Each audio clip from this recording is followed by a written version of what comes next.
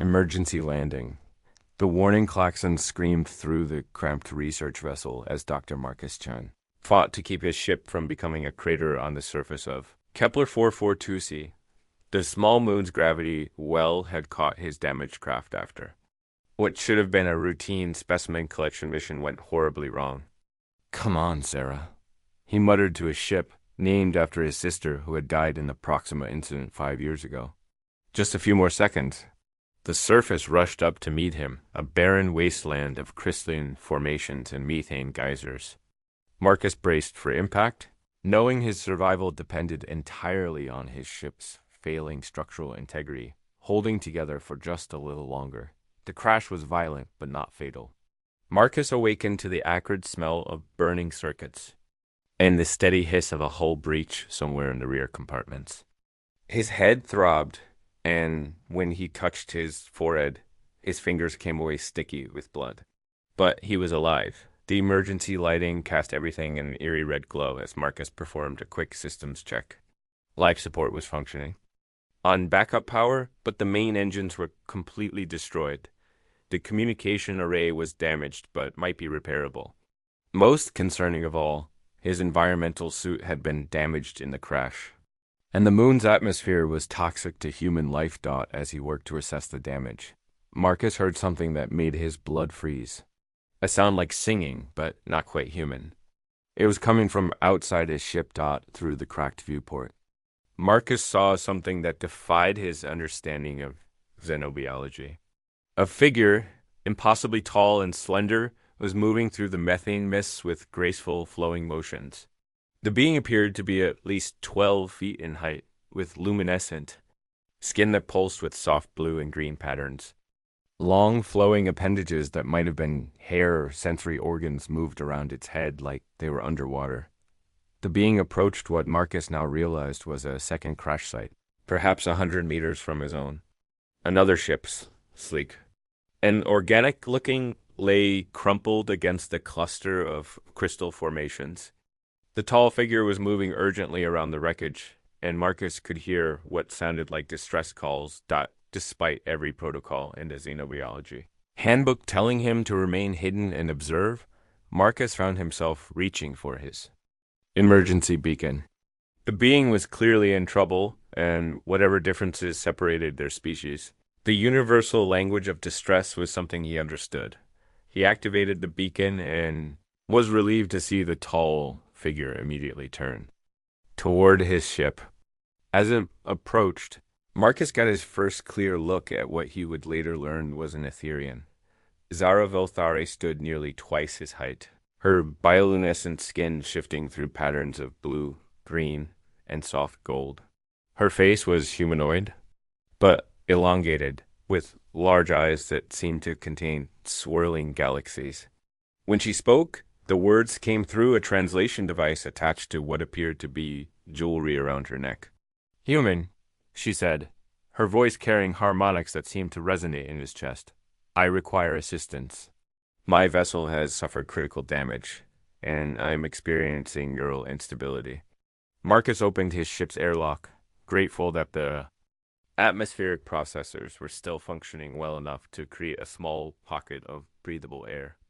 As Zara entered his ship, she had to crouch significantly to fit through the human-sized spaces.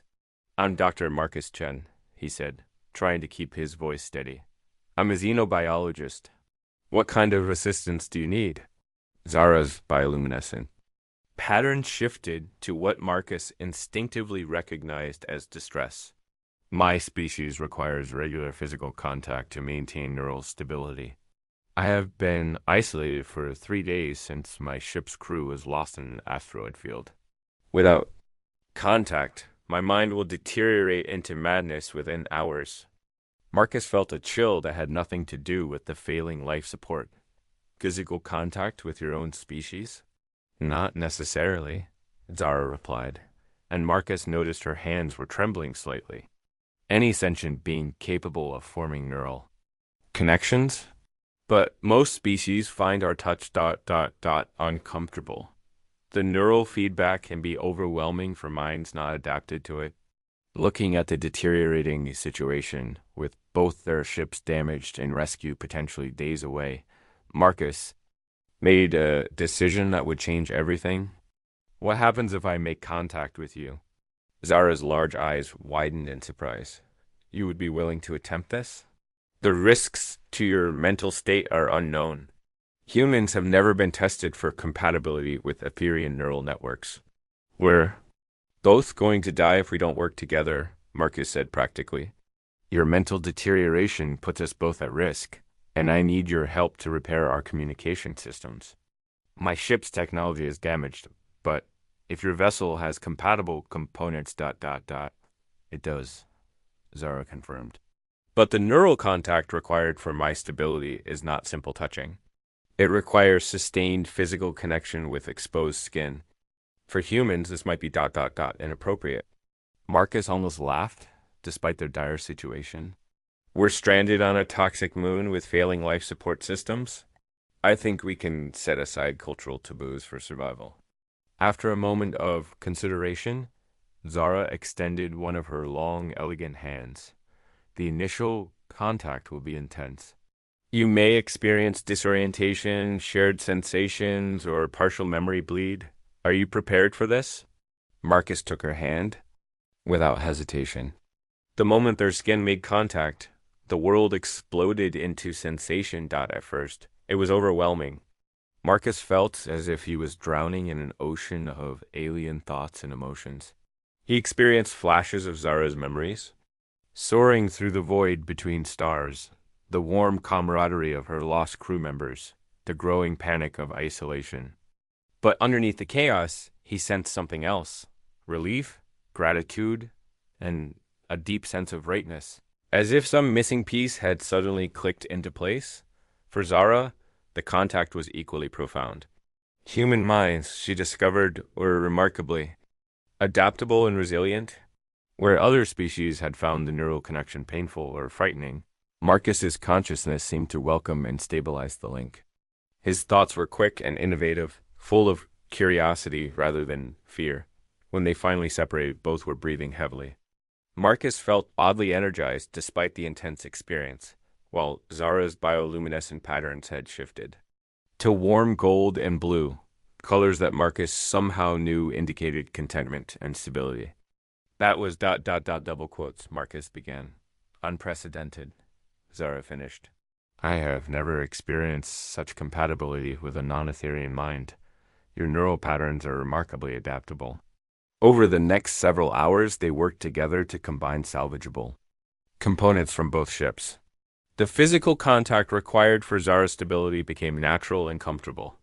Marcus found that the neural link allowed them to communicate complex technical concepts almost instantly, while Zara discovered that human creativity and problem-solving skills complemented Ethereum precision and knowledge they managed to establish a basic communication beacon and began transmitting their coordinates to any ships that might be in range. The process required them to maintain almost constant physical contact, with Zara's hand resting on Marcus's shoulder or arm as they worked. During a break in their repairs, as they shared the last of Marcus's emergency rations, Zara explained more about her species. We evolved on a world where social bonds were essential for survival. Our ancestors lived in complex neural networks that spanned entire communities. Isolation was death, not just socially, but biologically. And now, Marcus asked, acutely aware of how her presence had begun to feel natural and comforting. Now we travel the stars, but always in groups. A single Ethereum alone for more than a few days will lose the ability to form coherent thoughts. The neural pathways simply dissolve. She paused, her patterns shifting to what Marcus was learning indicated deep thought. But with you, I feel more stable than I have in months, even before the crash. As if to demonstrate her point, she placed her palm against his cheek. The contact sent a warm surge of connection through both of them, carrying with it emotions and sensations that transcended words. Marcus felt her gratitude, her amazement at finding compatibility in the most unlikely place. And underneath it all, a growing affection that mirrored his own. The rescue beacon is operational, Marcus said, eventually, though part of him was reluctant to break the moment. Someone should pick up our signal within the next day or two. Zara's pattern shifted to what Marcus recognized as mild distress, and then we returned to our separate lives. You to your research, and I to my diplomatic mission to the Centauri colonies. Marcus looked at their joined hands, at the impossible situation that had brought them together, and felt something shift in his understanding of his place in the universe. Maybe, he said quietly. Or maybe this is just the beginning. As they settled in to wait for rescue, maintaining the physical contact that had become as natural as breathing, both Marcus and Zara began to sense that their encounter was more than mere chance. They were discovering something entirely new about the potential for connection between their species, something that could change the course of human and Etherian relations throughout the galaxy. The bioluminescent patterns on Zara's skin pulsed gently in the dim light of the ship, and Marcus found himself drifting into a peaceful sleep. Their hands still intertwined, both of them somehow knowing that everything had changed. The bond deepens, Marcus woke to the gentle pulse of Zara's bioluminescent patterns against his skin. They had fallen asleep with their hands intertwined, and he realized with surprise that he had slept better than he had in months. The neural connection that had initially seemed alien and overwhelming now felt as natural as his own heartbeat. The rescue beacon has received a response, Zara said softly, her voice carrying the harmonics that had become comforting to his ears. A human vessel called the Meridian is approximately 18 hours away. Marcus sat up, immediately missing the warmth, contact, but knowing they needed to prepare for rescue. That's good news. Captain Elena Vasquez commands the Meridian. She's one of the best deep space rescue operators in the fleet. As they began their morning routine of checking systems and maintaining their makeshift repairs, Marcus noticed something unusual. The neural connection they shared seemed to be growing stronger, rather than weaker. When Zara reached for a tool, he found himself anticipating her need and handing it to her before she asked. When he struggled with a particularly complex repair, her knowledge seemed to flow directly into his understanding. This is unprecedented, Zara murmured, her patterns shifting to deep blue as she observed their seamless cooperation. The neural bond between us is deepening on its own. Among my people, such connections take years to develop, and only between highly compatible individuals. Marcus paused in his work, suddenly aware of how profoundly the contact was affecting him. Is it dangerous? Should we be concerned about long-term effects? I do not know, Zara admitted. No Etherian has ever formed such a bond with a human. We may be creating something entirely new. Their conversation was interrupted by an unusual discovery. While exploring the area around their crash sites for additional salvageable materials, they found something that neither of their ship's databases could explain: ancient structures buried beneath the crystalline formations. The structures were clearly artificial but incredibly old, predating both human and Etherian space travel by millennia. Most remarkably, they seemed to respond to the combined presence of both species. When Marcus and Zara approached together, maintaining physical contact, the structures began to emit a soft, musical humming that resonated with Zara's natural bioluminescence. These symbols, Zara said, running her free hand over carvings that had been revealed when the structures activated. They resemble both human mathematical concepts and Etherian emotional notation. Marcus studied the patterns, his enhanced understanding. Through the neural link, allowing him to perceive meanings that would have been impossible for either species alone. It's like a language designed for both our kinds of thinking. Mathematical precision combined with emotional depth. As they explored deeper into the activated structures, they began to uncover what appeared to be a historical record. The story it told was incredible. An ancient civilization that had encountered both early humans and proto-Etherians millions of years ago, recognizing the unique potential for neural compatibility between the two species. They called it the Convergence Protocol, Zara translated, her voice filled with wonder. a system designed to identify and nurture the rare individuals from each species who could form complete neural bonds. Marcus felt a chill of recognition. That's why the connection between us feels so natural. We're not just compatible by accident. We're part of something that was planned eons ago. The ancient records revealed that the civilization had been waiting for the day when humans and Etherians would develop space travel and find each other.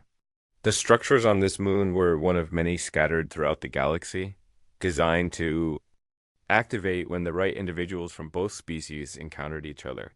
The implications are staggering, Marcus breathed. If there are others like us, if this compatibility is something that can be identified and developed, it would change everything, Zara finished. Our species could form bonds that transcend individual relationships. We could create a new form of consciousness, one that combines human adaptability with Etherian stability. Their exploration was interrupted by the arrival of the rescue ship. Captain Elena Vasquez was a no-nonsense woman in her 50s who had seen enough of the galaxy to be surprised by very little. However, even she raised an eyebrow when she saw Marcus and Zara working together in perfect synchronization, their hands never breaking contact. "Dr. Chen," she said, as her team established a secure area around the crash sites, "I need a full report on your situation. The xenobiology department is very interested in your collaboration with the Etherian." Marcus exchanged a look with Zara, their neural link carrying complex thoughts about how much to reveal. "Captain, we've discovered something extraordinary. The physical contact isn't just necessary for Zara's survival. It's created a new form of consciousness that neither of our species has experienced before." Captain Vasquez's expression became more serious. "Are you saying you've been neurally compromised? Do you need medical attention?" "I'm saying we've been neurally enhanced," Marcus replied. "The connection allows us to share not just thoughts and emotions, but capabilities. We can solve problems together that neither of us could handle alone." To demonstrate, Marcus and Zara approached the captain's portable computer system. Working together, with Zara's hand on Marcus's shoulder, they quickly identified and repaired a complex navigation error that the ship's engineers had been struggling with for weeks. The calculation matrix was attempting to process quantum fluctuations using classical mathematics, Marcus explained, though the solution had come from the combined intuition of their linked minds. The correction requires both analytical thinking and pattern recognition on a level that's almost artistic. Captain Vasquez stared at the corrected navigation system, then at the two of them. "I need to contact Earth Command immediately. This development has implications far beyond a simple rescue mission." While the captain made her communications, Marcus and Zara found themselves discussing their future. The neural bond between them had grown so strong that the thought of separation was not just emotionally difficult, but potentially dangerous for both of them. "My mission to the Centauri colonies," Zara said, her bioluminescent patterns showing deep concern. "I cannot abandon my responsibilities to my people. And I have research commitments on Earth," Marcus replied. "But I don't think we can simply return to our old lives and pretend this never happened." Their conversation was interrupted by the arrival of another ship, this one clearly of Etherian design. From it emerged an elderly Etherian whose patterns immediately identified him as a high-ranking scientist or philosopher. "I am Professor Kane Velsharen," he announced, his translation device carrying tones of great authority. "I have come to witness this unprecedented bonding between species." Professor Kane examined the neural connection between Marcus and Zara with scientific instruments that seemed to analyze the very fabric of their linked consciousness. His patterns shifted through complex configurations as he studied the data. "Remarkable," he finally said. "The bond has created genuine symbiosis.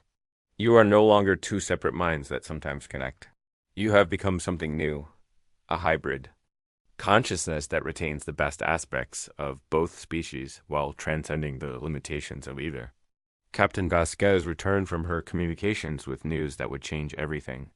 "Earth Command and the Etherian Council have reached," In agreement, Dr. Chen. You're being reassigned to a new joint research project. Your mission is to work with Zara and Professor Kane to understand this bonding process and determine if it can be safely replicated. And if it can, Marcus asked, then we may be looking at the next stage of evolution for both our species. The captain replied, a true partnership that could solve problems neither of us could handle alone. As they prepared to leave the moon that had brought them together, Marcus and Zara stood once more among the ancient structures. The neural link between them had stabilized into something beautiful and permanent, a connection that enhanced both their individuality and their unity. Are you ready for this? Marcus asked, their joined hands warm against the cool air of the recycled atmosphere. Zara's pattern shifted to the warm gold and blue that Marcus had learned indicated deep contentment and anticipation. We are ready, she said, and Marcus smiled at her use of the plural. They were no longer just Marcus and Zara. They had become something new, something that represented hope for the future of both their species as their ships departed the moon. Heading toward a future filled with possibilities neither had imagined, the ancient structures below slowly faded back into dormancy, their purpose fulfilled. But throughout the galaxy, other structures waited, ready to awaken when the next compatible pair discovered the profound potential of the convergence protocol. The bond between Marcus and Zara was just the beginning. It was proof that consciousness could evolve, that two species could become something greater than the sum of their parts, and that the universe still held wonders waiting to be discovered by those brave enough to reach across the void and touch another mind in the depths of space. As they traveled toward their new destiny together, the neural patterns that danced between them told a story of hope, unity, and the infinite potential of connection in a universe that was far more interconnected than anyone had ever imagined.